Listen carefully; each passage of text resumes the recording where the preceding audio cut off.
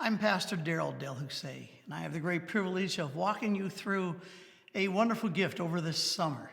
Our plans are to walk you through the Sermon on the Mount for this summer on Tuesdays, and then, Lord willing, September 1st, we'll start our first live. Hopefully, we can all gather together live, and we're going to study Solomon's journal. I mean, after his life, the man had everything you would imagine. And he comes to the end of his life and he writes his journal. It's called the book of Ecclesiastes. The Hebrew is Kohelet. And it's the wisdom of how do you live life when life passes through your fingers so quickly. So I hope you're going to be around, unless the Lord returns, September 1st. We'll pick it up in the main worship center. There on Tuesdays at noon, then again at 6 o'clock on Tuesday evening. But for the summer, we wanted to record these, and I wanted to walk you through this remarkable gift of the Sermon on the Mount. It's Matthew chapter 5 through 7, and the Sermon on the Mount is really a composite, a summary of just about everything Jesus taught. And you know, if we are followers of Jesus Christ, would we not want to know what he had to say? Remember, the disciples came to him in Matthew 6 and said, Lord, teach us how to pray. When we talk to God, what do we say? And remember, Jesus instructed them with what we call the Lord's Prayer. Our Father who art in heaven, hallowed be thy name. Then this comes, thy kingdom come, thy will be done on earth as it is in heaven. Well, what is this kingdom that is going to come, and yet in some sense it's on earth now, and we're living in it? Some have called this kingdom the now but not yet. In other words, the scripture teaches clearly that Jesus will return, Revelation 19, and he will establish his kingdom, his rule upon this earth, and then move us into a new heaven and a new earth. But meanwhile, Jesus said something interesting, Luke 17, verse 20 and 21, when the Pharisees were arguing with him about the kingdom and the presence of the kingdom and when the kingdom was going to come. And that's when Jesus said that in a very real way, the kingdom is in our midst. That is, it's now. Those of us who follow Jesus Christ, well, Jesus is the ruler of our life. He's our king. And therefore, we have the privilege as followers of Christ to live out a kingdom ethic. We're living our lives now as we will be living in the kingdom after Jesus Christ returns. And this is what I call a kingdom ethic. You know, there's all kinds of ethics that drive and define people's lives. For example, there's materialism, which is basically whoever gathers the most toys wins. There's individualism. That's all about me first. Hedonism is, well, if it feels good, do it. Then there's others motivated by pragmatism. Whatever works, that's what I'm into. There's humanism. Pick your own truth. Then there's fatalism. Well, things never change. That's the way life is. But then there is theism. That's what I'm talking about here, this ethic, this kingdom ethic that we who follow Jesus Christ embrace, and our lives are basically driven because Jesus is our king. Therefore, he rules my life. So what is this thinking, this kingdom ethic that drives my life? Well, here in Matthew 5, 6, and 7, you have the longest recorded sermon Jesus ever gave. Now, most likely, he gave this sermon, parts of the sermon, many times, many different places during his 3 years of ministry. But here, Matthew summarizes the whole thing together, gives us somewhat of a summation of everything Jesus taught here in these 3 chapters, and we call this the Sermon on the Mount. Leo Tolstoy, the Russian writer, called the Sermon on the Mount the blueprint of a perfect society. But not everybody liked it. Friedrich Nietzsche, remember the God who is dead philosopher, the German guy? Well, he called the Sermon on the Mount slave morality. Omar Bradley, he was our general over the army in World War II. Listen to what he said about the Sermon on the Mount. We have grasped the mystery of the atom and rejected the Sermon on the Mount. So the world has achieved brilliance without conscience. Ours is a world of nuclear giants and ethical infants, end of quote. You know, even our Declaration of Independence tells us that we have the right to life, liberty, and the pursuit of happiness. The only problem is that the Declaration of Independence never gives us any kind of roadmap to this happiness part.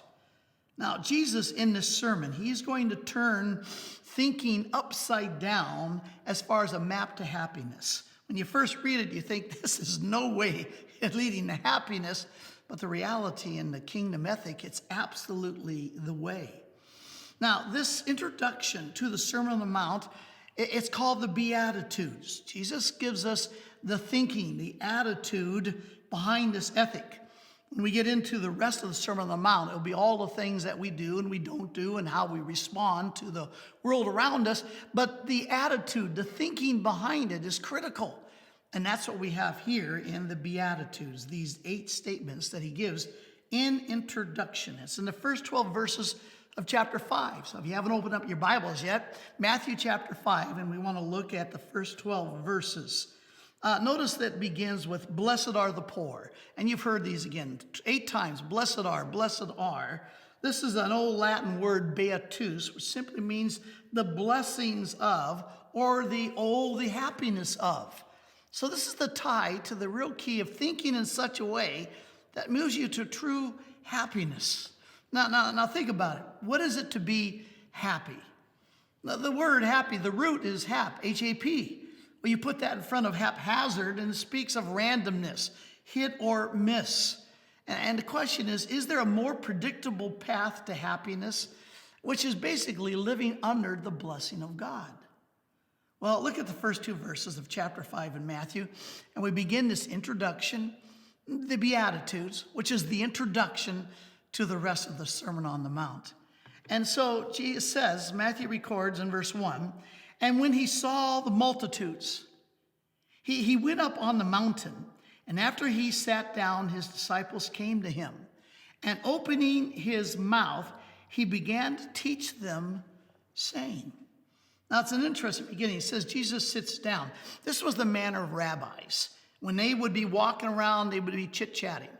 But when they would sit down on a rock or the ground or whatever and begin to instruct, then it became formal. And then when it says here, he opened his mouth. This was the Hebrew way of saying, listen carefully, now pay attention. This is not a chit-chat. This is the discourse about truth. And so he's got the attention of the disciples. And he gives the first of the Beatitudes, verse 3. Blessed are the poor in spirit, for theirs is the kingdom of heaven. Blessed are the poor in spirit. Now, this sounds like a great start to happiness. Poverty? Well, hold on. Understand what he's saying before you walk away on this thing. First of all, this word blessed is the word makarios. And the Greek word makarios speaks of the experience of the enjoyment of life. Now, if you were going to define happiness, would that not be a pretty good definition? The enjoyment of the experience of life. Well, that's what this word is talking about, makarios, blessed. In other words, living under the blessing of God. He says, is the one who is poor in spirit. Now, in the ancient days, in the Greek, there are 2 kinds of poverty. There's those who had very, very little.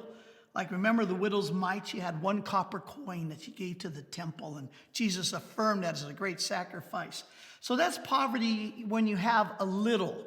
But the word Jesus uses here is the one that describes the poor guy who has absolutely nothing, begging at the gate.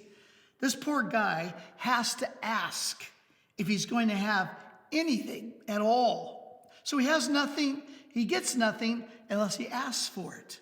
This word has been translated lowly. It's been translated humble.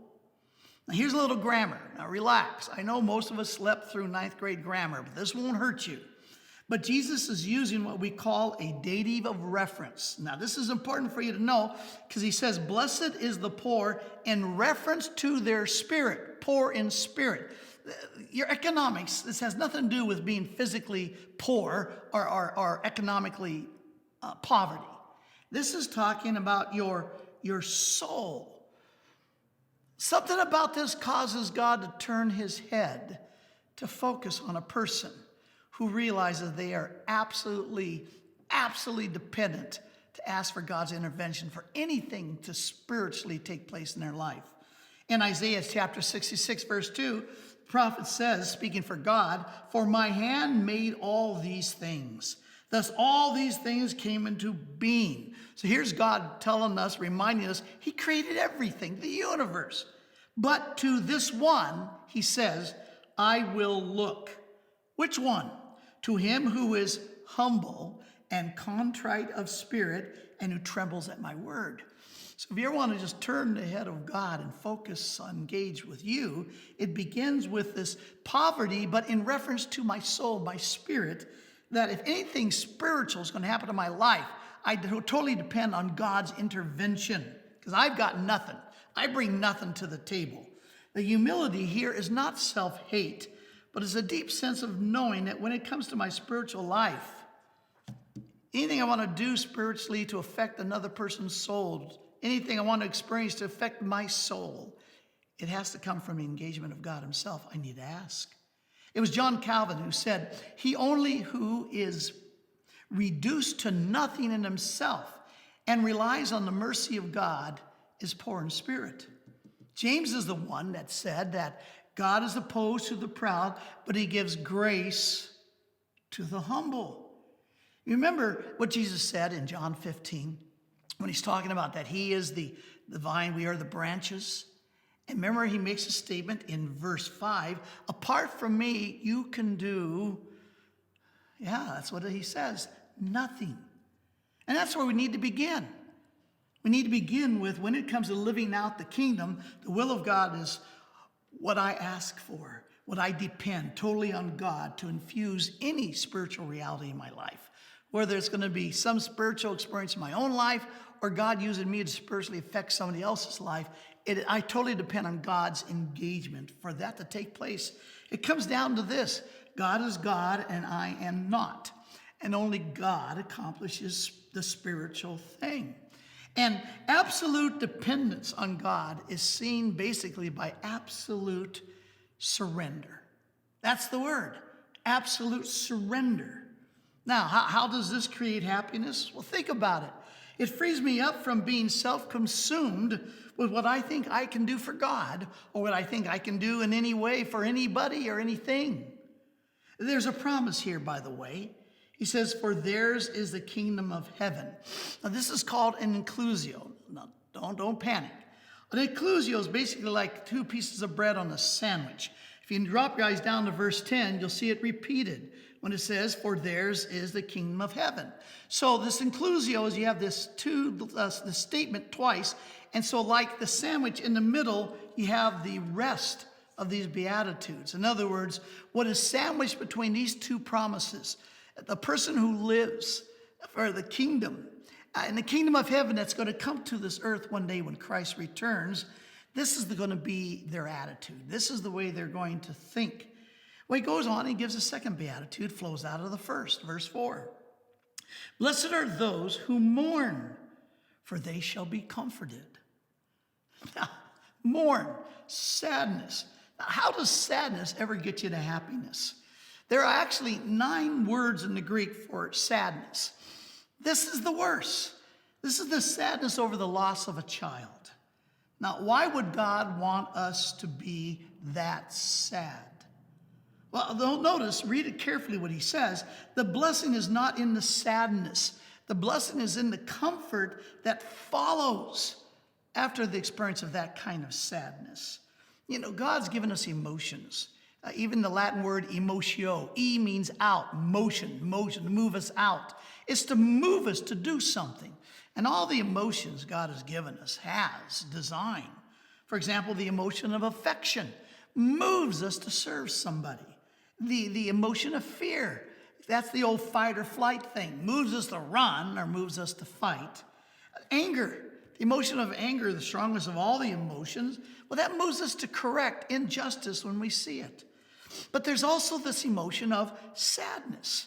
And many times we think there's something wrong with sadness. Go get therapy. It's not Christian to ever be sad. It depends what you're sad over. Because the emotion of sadness, like the other emotion, has a design to it. It moves us to reflect. We reflect. We stop and we think about, what is it that I'm mourning over that's making me so sad, like the loss of a child? Well, reflect on what? Let me ask you this. Sad over what? Why the cross? See, sin is attractive. Even Hebrews tells us that there's pleasure in sin for a season. And so we get duped. But what does the cross do? And you see Jesus Christ crucified, tortured, nailed to a cross. What is stripped away and exposes the pain and the suffering that sin creates. So when we start thinking that sin is such a wonderful thing, look at Jesus on the cross and we see that's what sin ultimately produces. That pain, that suffering, that injustice. So my sadness is over my sin because I have been one of those who could have cried out, crucify him, crucify him. It's only in my sadness over my sinfulness, my potential to do evil, my potential to do the selfish thing and that hurts others and shame my Creator. You see, it is only when I have this mourning, this sadness over my sinfulness that I run from it.